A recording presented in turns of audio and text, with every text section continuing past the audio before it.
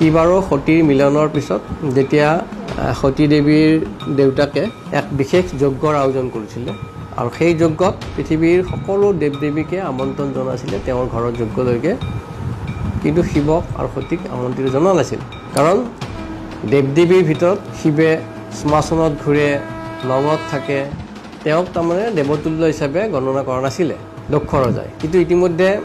যজ্ঞলৈকে সকলো দেৱ দেৱীক যে নিমন্ত্ৰণ কৰিলে তেতিয়া সতী দেৱীয়ে শিৱক প্ৰাৰ্থনা কৰিছিলে যে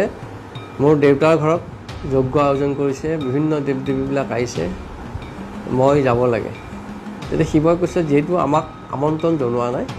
আমাৰ যোৱাটো অনুচিত তেতিয়া সতী দেৱীয়ে শিৱক তাৰমানে ক'লে যে মই যাম আপুনি বাধা নকৰিব তেতিয়া তেওঁ বিভিন্ন ৰূপত শিৱক তেওঁ দেখুৱালে সতী দেৱীৰ মানে শক্তি দেখুৱালে এবাৰ কালী ৰূপত এবাৰ তাৰ ৰূপত এনেকুৱা দশমবিদ্যা 10টা ৰূপত তেওঁ শক্তি দেখুৱালে তেতিয়া শিৱে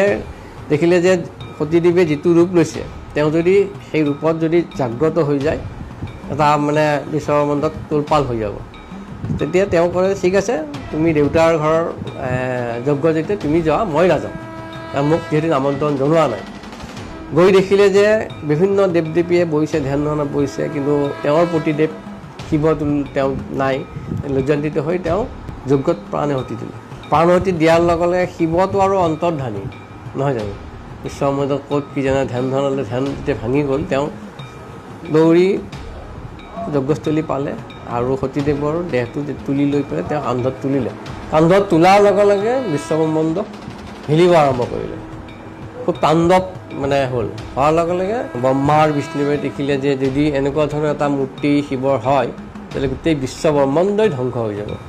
তেতিয়া ব্ৰহ্মাই বিষ্ণুক ক'লে যে আপোনাৰ হাতত থকা যিখন সুদৰ্শন চক্ৰ আছে তেওঁৰ পিছত লগাই দিয়ক তেওঁৰ দেহটো মানে খণ্ড বিখণ্ড কৰিলেই শিৱ শান্তি হ'ব ইপিনে শিৱই গোটেই বিশ্বব্ৰহ্মাণ্ডত ঘূৰিব আৰম্ভ কৰাৰ লগে লগে তেওঁ এতিয়া সুদৰ্শন চক্ৰ এৰি দিলে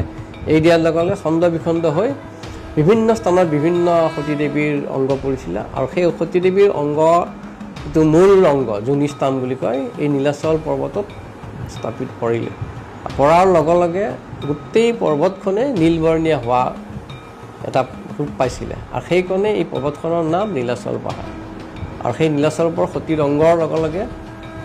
আমাৰ কামাখ্যা দেৱীৰ উৎপত্তি হ'ল